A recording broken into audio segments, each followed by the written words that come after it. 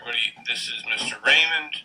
Today I'd like to talk a little bit about the American Revolution, one of my favorite subjects, and certainly one of the subjects that is one of the key understandings to American history and how we got to where we are right now. Always, I want to tell you guys that the reason that we learn about history is not just because it's interesting, and it is, but it helps you understand the world that we live in now. So, when we get into these historical details, you can kind of make some connections to now, and hopefully you can do that as we go. Today's subject is going to be on the road to revolution.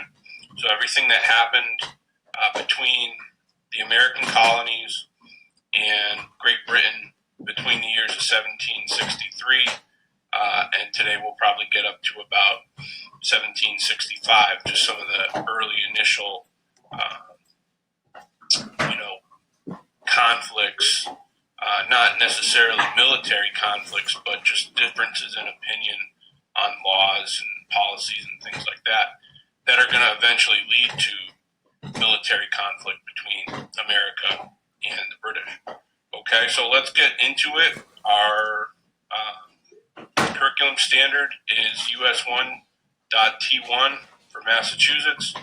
Okay, so that's the curriculum that we're going on today, and this is the road to revolution.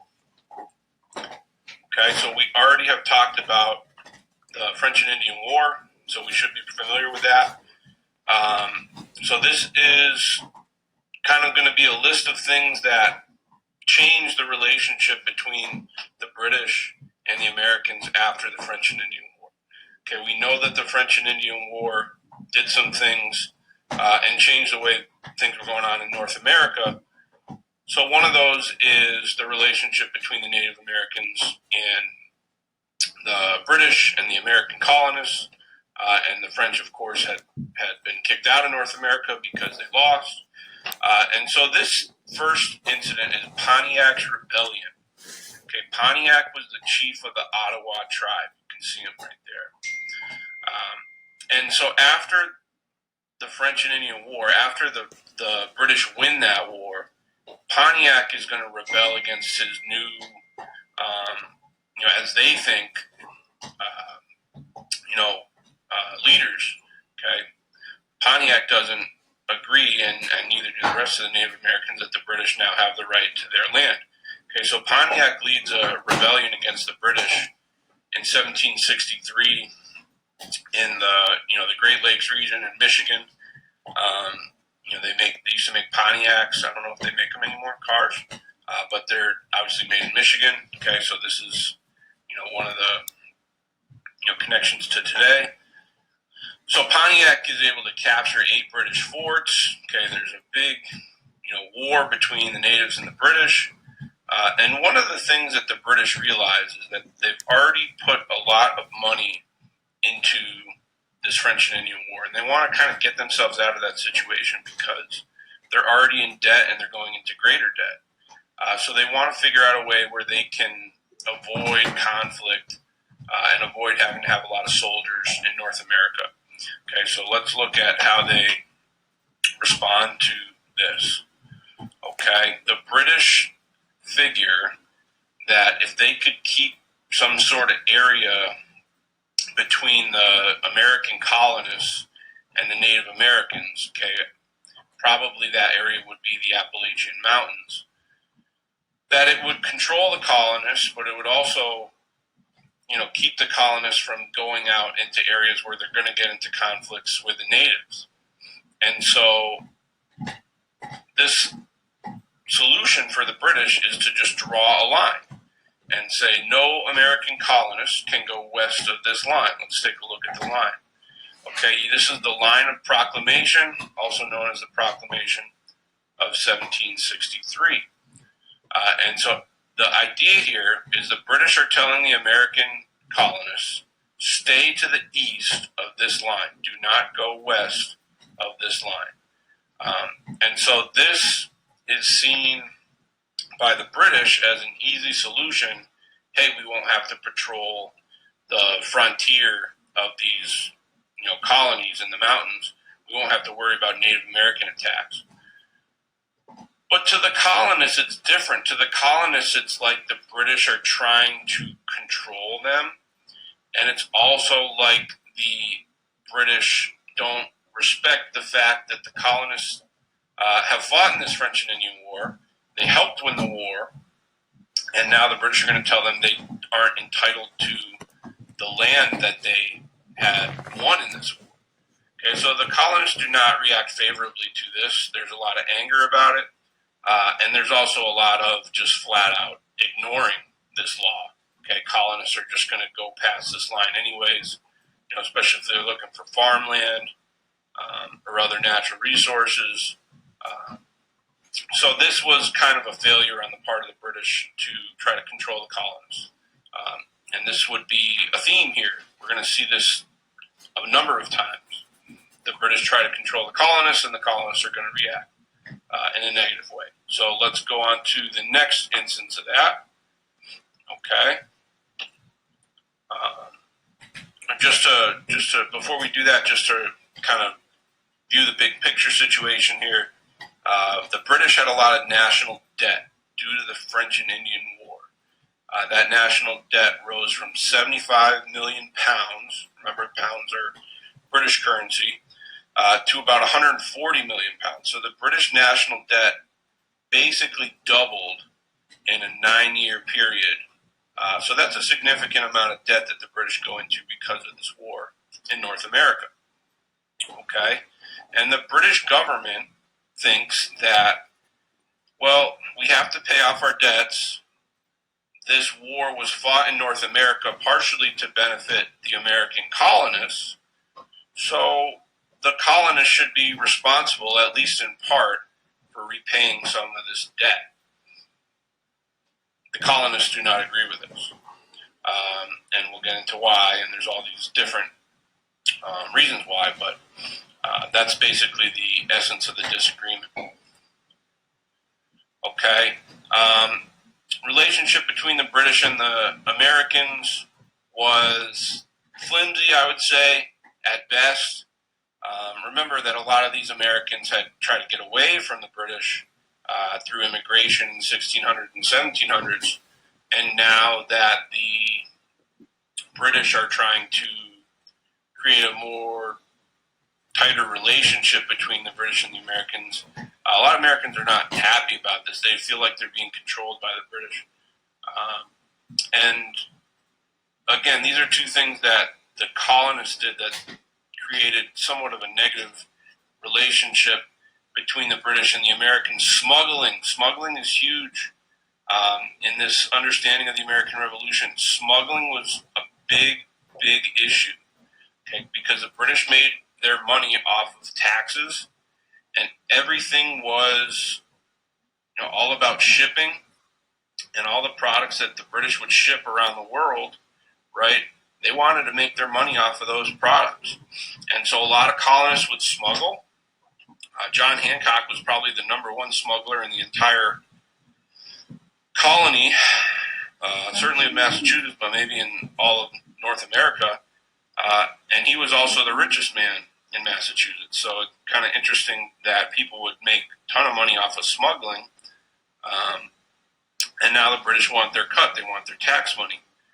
And so even though the British were at war with France, John Hancock would, smuggle in wine from France, and you couldn't get that kind of wine in Britain.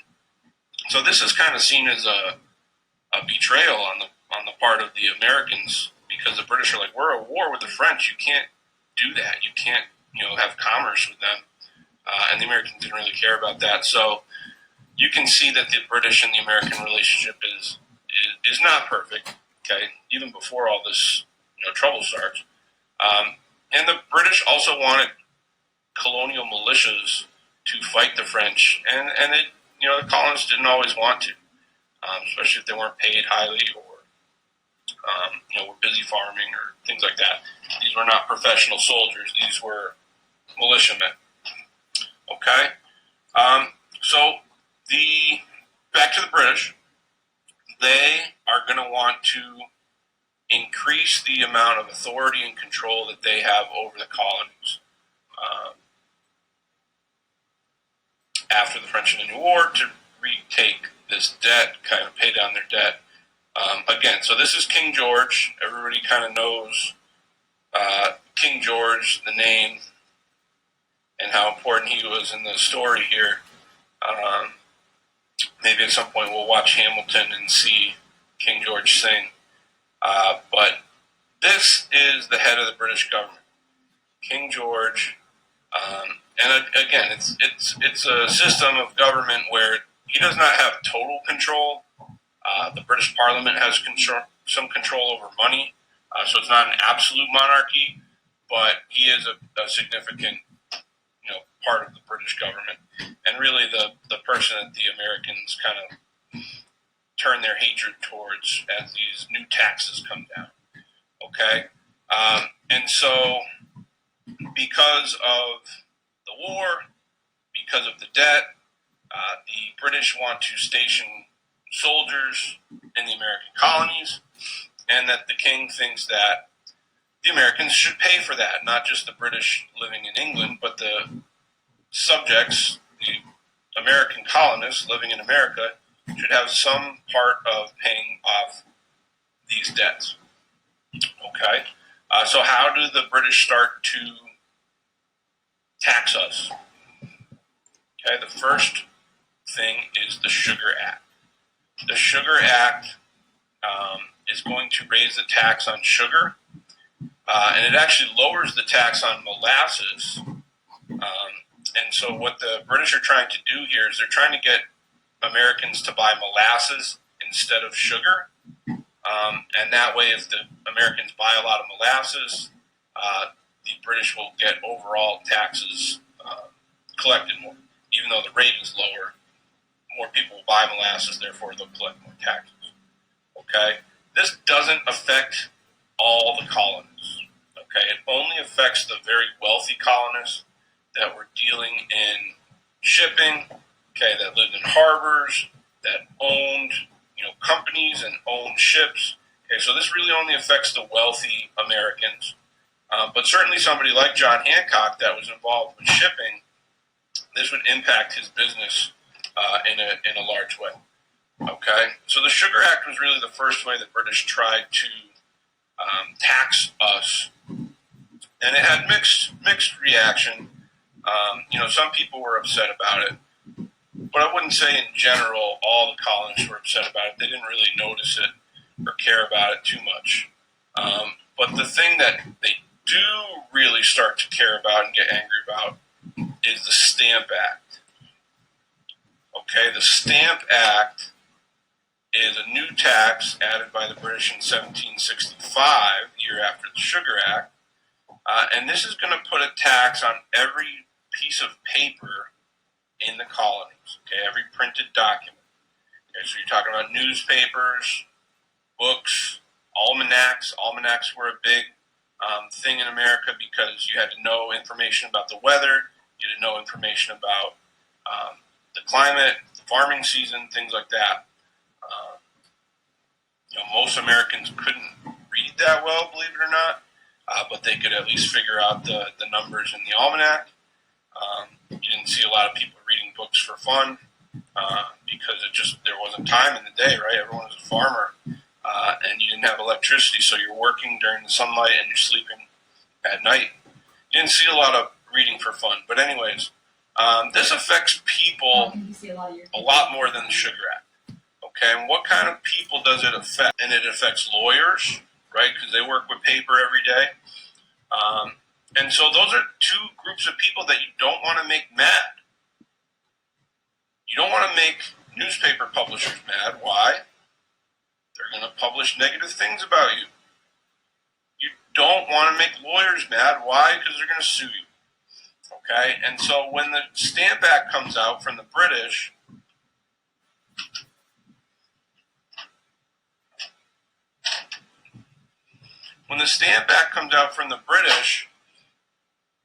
you're going to anger these two groups of people. Word is going to spread. You're going to see protests in the newspapers against the Stamp Act. You're going to see people like Benjamin Franklin, who is involved in publishing. He's going to get involved in speaking out against the Stamp Act. And so this creates a lot more popular negative reaction towards the British with this new tax, okay? And so the colonists are going to respond to this in a couple different ways. Okay, the first way is the creation of the Sons of Liberty.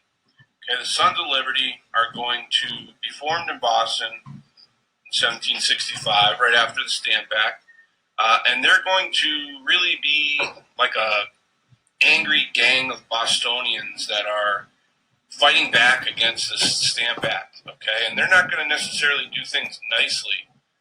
They're going to tar and feather British tax collectors, okay? They're going to burn these stamps that the British put on the paper. That's why it was called the Stamp Act. Remember, it's not a tax on stamps. It's a stamp that was put on the piece of paper that showed that the tax had been paid on the paper, okay? And they're also going to organize boycotts, which is going to hurt the British economically, and that probably affects it, most of all. If you take a look at this piece of art, you can see these Sons of Liberty that are giving this British tax collector a hard time in various ways, right? They've tarred and feathered him. They're pouring tea down his throat. They're standing by the Liberty Tree, which is where they would meet and congregate and talk about how they're going to, fight back against the British that night. So the Sons of Liberty would really start to get having a big role in the resistance to the British, and they're led by Samuel Adams. Again, a name you've probably heard before. So this is Samuel Adams, and so Samuel Adams is going to lead this kind of semi-gang to protest in various ways, some of them legally and some of them illegally, but this is going to have a big impact on the British and what they eventually do with the Stamp Act. Okay, you also had a more political response. You had a group of colonists from 9 different colonies, 9 out of 13. They all send representatives to New York. They're going to debate this Stamp Act. They're going to create a response to it, and they're going to send it back to King George and say, this is why we feel that this Stamp Act is illegal.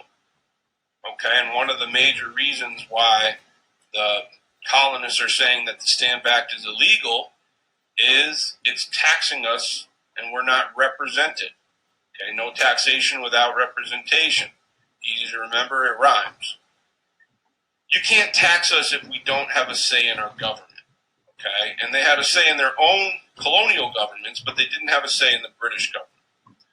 And so the colonial attitude towards this is you can't tax us without our permission. You can't tax us without representation in British Parliament. Okay, so they send this over to King George over the ocean. And believe it or not, the British make a smart move and they repeal the Stamp Act. They take it away. They say, okay, this is not a law anymore. And so you can see through that action, some of it legal and some of it illegal by the colonists, but when they got together and fought for their rights, they created change. Okay? And so I think that's a start here to understand how this American Revolution is going to go. You can see that the colonies become more united because of this and that they have some success. So that's a good place to stop. We'll talk about some other things that are going to lead up to this American Revolution another time. Okay? Good job. Thank you.